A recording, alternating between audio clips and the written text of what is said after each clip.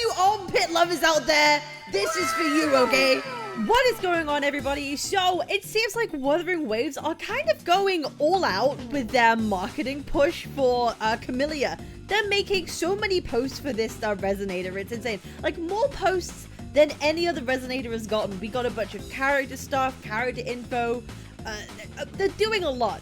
And now they've also released a Resonator combat showcase, which isn't her trailer. This is not her demo. This is not her trailer. It's just a combat showcase. We're going to react to it, have a look at it, then take a look at a bit more in depth about her kit and what it does. And then we're going to discuss whether or not that this video or this marketing is a good thing. So let's take a quick look at her showcase real quick. All right, come on, Kuro. Make us happy. I do like her design. I really do. Power. Don't bore me, okay? I love characters when their whole bit is like, no, it's power that like turns me on. You know what I mean? Like, I love characters like that. It's like, of course we get the armpit shot. All you armpit lovers out there, this is for you, okay? Or your side, we get a double whammy of side boob plus armpit. Like, this is for you with the smirk. I hope you're happy. I hope you're happy. Yup. Very cool. Her vine slashes look dope. I love slashing characters. Like slashing. Helix is very cool. And then the swinging on the vine. It's so cool. It's so cool. Listen, there's something about it that's just like, yep. I'll give Wuthering Waves credit for this one thing, okay? Well, there's multiple things I give them credit for, but having cool attacks and cool visuals is something they absolutely knock out of the park. Their visuals are like S tier. 1,000,000%. Yup. Whoop. I love when her hair turns red and she goes into that vine state. It's very cool. Blossoms, self-deceivers. Yippee! I know people love this ult, but I just think it looks kind of goofy. It's cool. It's really cool, but part of me thinks it kind of looks goofy. You know why? Because titty physics go out the window, apparently. I know she's like a girl with like smaller booba than some of the other characters we have, but they still have physics. You know what I mean? Like, the boobs still have physics, but apparently they're like Lara Croft pyramids. You know what I mean? They don't move anywhere. They don't do anything. Yeah, but that's okay. It's okay, but it's just, for some reason, it just kind of looks a bit... It's great, though. It's great. I'm not complaining. It's great. It's great. It's great.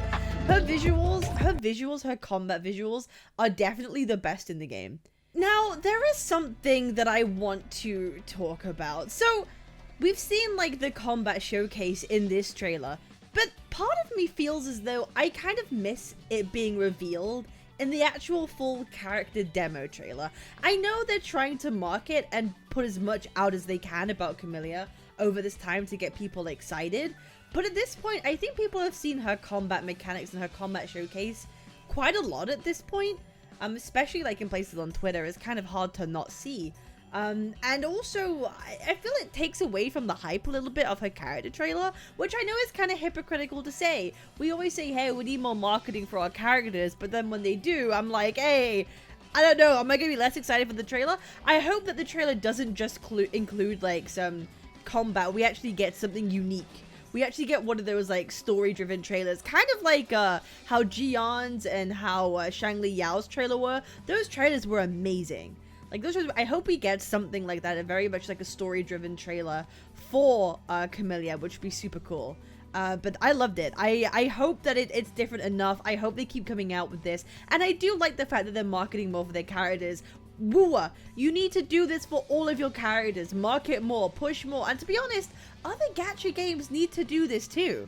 They really need to follow suit because it's a good idea.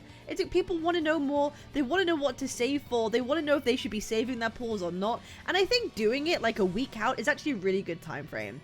It's a really good time. People can pre-farm. It's enough time. People can make their decision a week beforehand. And it will really help with the whole, like, we don't want leaks thing. Right? Because it's a big deal. But putting out more information so the community and people can make informed choices is always going to be a good thing. And I think that's fine. I just hope that her demo trailer is going to be sick, and hopefully we'll see it in like Monday. I don't know, a couple of days. It's going to be absolutely amazing. So yeah, big kudos to for actually putting out more material. We have some more information about Camellya that they released. So they have her, she's a Havoc character, she's got swords, skill materials, essential materials, so you can see exactly what you need. Get farming, okay? You've got how many days? 5 days. Get farming right now, okay? All these things here that you want, yep, get on it. If you're not on it right now, you're done. You're silly, get on it. Her normal attack, burgeoning, okay?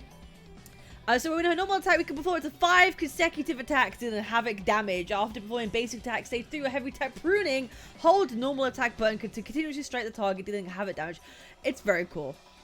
It's very cool. I love her whole combat aesthetic. She's dancing. It feels like she's dancing the whole time, and she's doing a performance. It's a show. She derives pleasure in power, and strength is a form of power. She believes, I guess, in the hierarchy of power, and she turns it into a dance. She turns it into a performance because that is beautiful to her, right? Strength is power, and it's beautiful, and so she literally turns it into a routine. And I honestly, it's perfect. It's one of the best like attack patterns in a kit that I've seen for like a character. It just fits not only her but her personality. Like I can't explain it, but it's something that they cooked absolutely beautifully when it comes to Camellya and her attacks. And you know, you can go between her 2 states, and when you're in her like red-headed state, when you're on like the vines, so to speak, you're stationary, but it consumes stamina, I believe. It's very cool. Resident skill. Yeah, this, bro, when she's on the vines, like she's on those, I forgot what they call it. It's a type of like it's a type of a gymnastics. I've really forgotten what it's called, but it's very beautiful. It's very elegant. Again, everything is a show for her. Yeah, you went to blossom mode with the red hair, and it just looks so goddamn cool, man. Yeah, you're unable to move or suspended. That will be, I think, the major downside of her kit. Is the fact you're not really, when you're in the blossom mode, which I believe it seems like we'll be dealing most of our damage or spending most of our time in, we're unable to move. So that might be a limiting factor when it comes to certain tasks. So she might not be suited for everything, but it would still be cool. I believe we have special like dodges and counters while we're in this state too. So it's not like you're not going to be able to counter, or you're not going to be able to dodge while you're on the vine state, because that would be kind of bullshit. Like if you're not able to move, you're on the vines and you can't dodge or you can't counter, that would be kind of like, ew, what? But I believe that's still going to be fine. That's still gonna be cool. Yeah, dodge counter is replaced by dodge counter atonement. Normal attack button right after successful dodge to attack the target, dealing havoc damage, considered basic attack damage. So you're still gonna be able to counter, you're still gonna be able to dodge, and it's gonna be fine. Just because you're on the vines, you're not gonna be in one place, you're not gonna be attacked. It's gonna be cool. I really do think they've cooked. And like even her intro skill is just so dope. She's like bloody Spider-Man, bro. She like pops in on a vine, literal Spider-Man. Like bro, Camellya is cooked. Camellya is absolutely cooked. Wuthering Waves have cooked with this. I'm just so excited. I'm excited for it. I don't know if I'm gonna pull. I don't know if I'm gonna pull. But like I might do it just because her attacks look cool. She's gotta be good, right? She's gonna be the best DPS in the game. They can't not make her the best DPS. She's gonna be the strongest. She's gonna be the coolest. People have been wanting her since 1.0. Like, she is the character, right? She is the character people have wanted. So, Kuro better cook, and they're gonna make her strong. There's no way that they aren't. There's absolutely no way that they aren't. So, yeah, she's gonna be a must pull. She's absolutely going to be a must pull. Anyway, I appreciate y'all. Of course, if you want to see my live reaction to the 1.4 story, I know I had such a great opinion for 1.3, so surely you should be interested enough to come along to my 1.4 stream and see my genuine, 100% non-biased, honest opinion about 1.4. I stream almost every day, 7 PM UK time, 2 PM EST. Make sure to subscribe, like, and comment. Tell me what you think about Camellya and her kit. Are you excited for 1.4? And I'll see you on the next one. Peace.